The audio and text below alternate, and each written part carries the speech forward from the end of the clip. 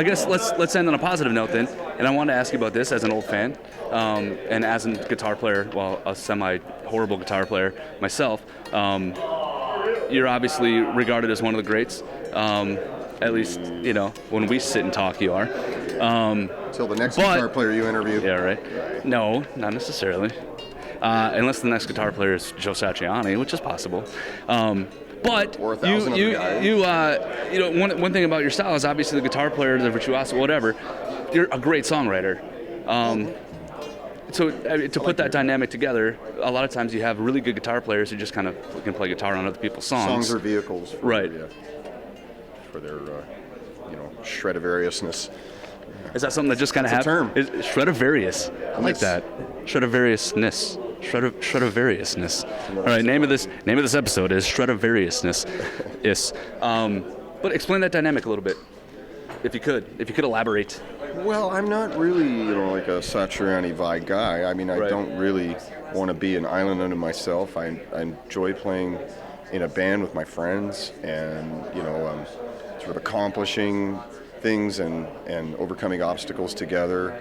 And it's really the journey, not the destination, kind of, that old thing. So, I love that, playing with my friends. I certainly wouldn't want to be the guy that, everybody else drives, there, and I fly in a G6, and then I'm all by myself. It's a lonely place to be. I don't want to be, William Randolph Hearst. I want to be just one of the regular guys, and I love that. And everything is very sort of egalitarian and equitable in this, in the way we build the band and everything. And so, and that's really, there's so much joy in that. And then creating songs. As far as songs, I mean, I'm a song guy. I mean, I've never got into rock and roll to be a guitar hero. I just loved the bands that I loved when I grew up. And I had the first Zeppelin record, the first Jeff Beck record, Cream record, Hendrix record, Johnny Winter, Santana, all this and that. And just that's what I learned from. And it's like, listen, guitar was just a component, but songs weren't vehicles, to just for guitar solos. The guitar was a vehicle to write a good song instead of the song being a vehicle to play good guitar. Guitar solos, and of course it's the utility instrument. It's the primary instrument within the music, but that's important. And I always think in that context. And of course, my job is to fill those holes and everything, fill as many holes as possible. Maybe leave some space once in a while.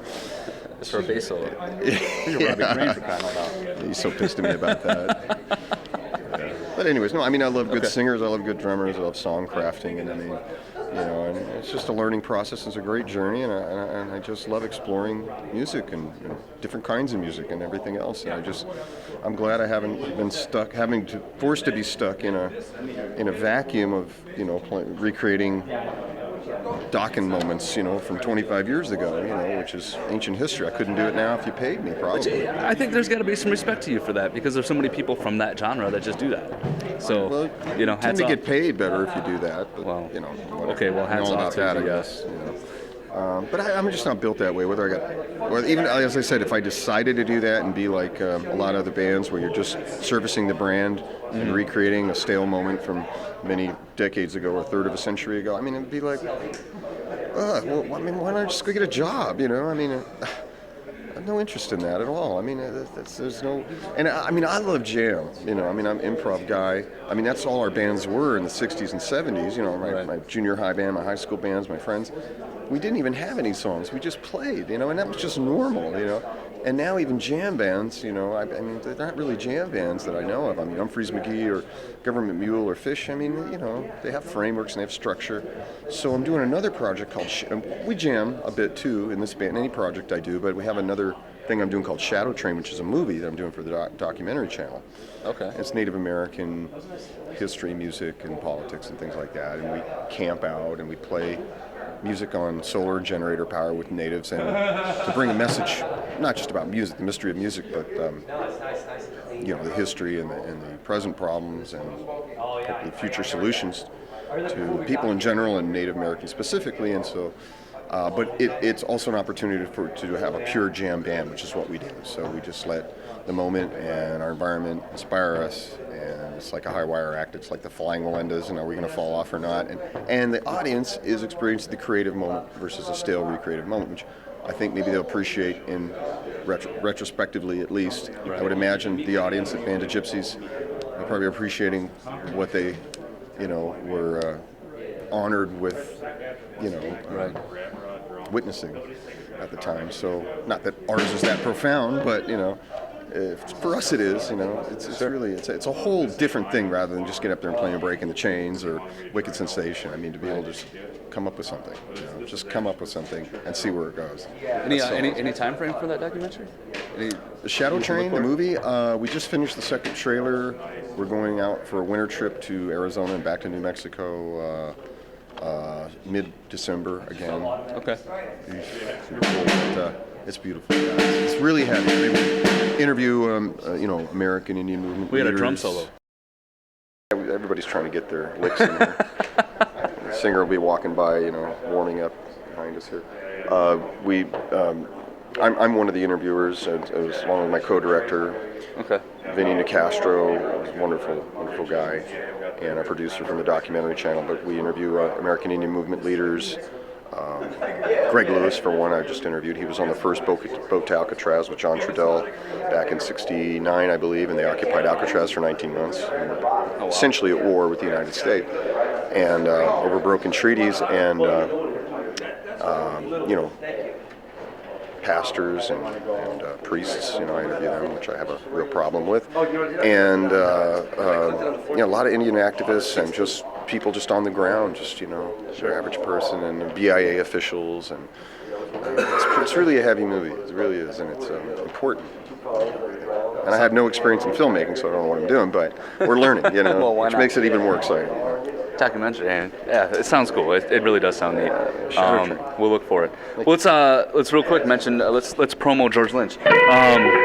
The solo record, Kill All Control, right?